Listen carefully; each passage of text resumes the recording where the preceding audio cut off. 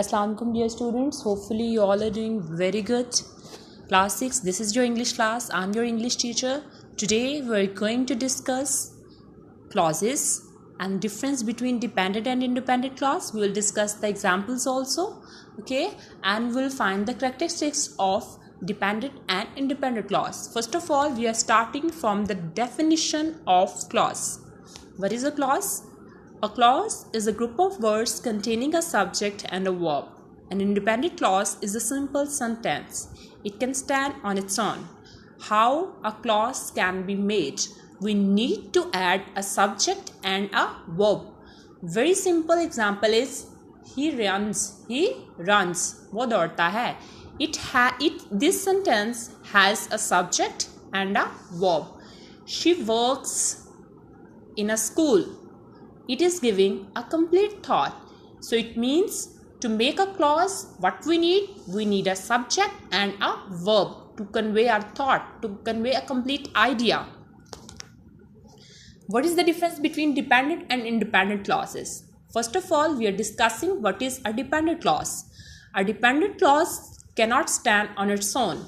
It needs an independent clause to complete a sentence. What does this mean?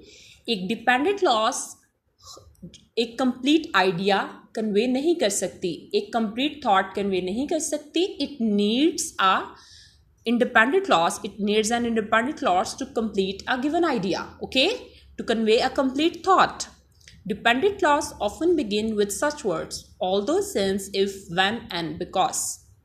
Because she was late. Now, after reading this sentence, we are taking the idea that it is not a complete thought. It is not giving a complete idea. We need to add another clause to complete this sentence. Although he knew all the sums. What then? This sentence is giving us the idea that it needs another clause. It needs the support to stand. Whenever you come to visit, so what happens next? We need to add. We will tell what happens next, okay? Then what we will do? We will add an independent clause with it to complete this thought. Since it fell on the floor, after comma, what we will do? We need to add an independent clause. We need to add another sentence to complete the given thought, to complete a given idea. In the parallel of it, what is an independent clause? An independent clause is a group of words that can stand on its own as a sentence. It has a subject, a verb, and is a complete thought. He ran fast. It is giving a complete idea. It does not need a support to stand. It in itself is complete. Put it on the shelf.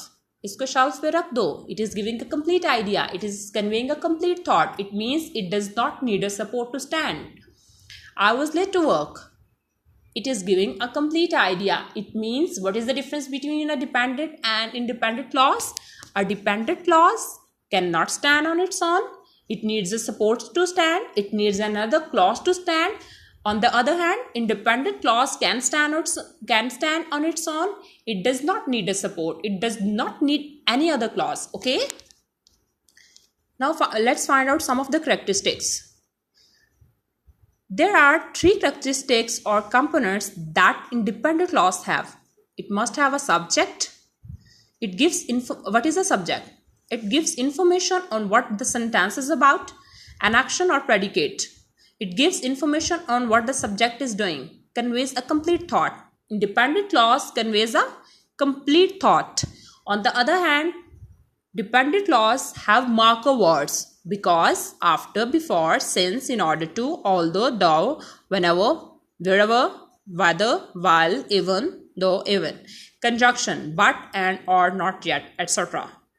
So it means we can find out the difference simply that a dependent clause cannot stand on its own. It needs another independent clause to convey the complete thought. On the other hand, an independent clause can stand on its own. It must have just a subject and a verb to convey a complete idea. So, hopefully you people have understood the clause, what is the clause and what is the difference between an independent and dependent clause. Thank you.